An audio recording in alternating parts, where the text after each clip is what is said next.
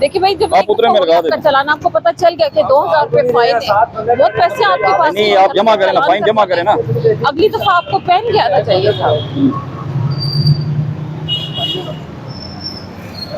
इनको 2000 का जुर्माना दिए हेलमेट का।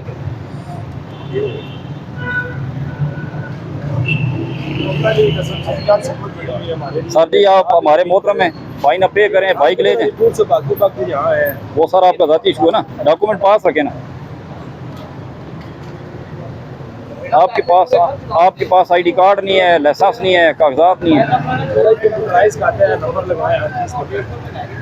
आप लोग कहाँ जा रहे हैं? अच्छा, ढोक गुजरा से बैठे हैं। तो आपसे जो किराया है जितना होना चाहिए उतना ही ले रहे हैं, एक्स्ट्रा ले रहे हैं, इजाफी तो नहीं ले रहे?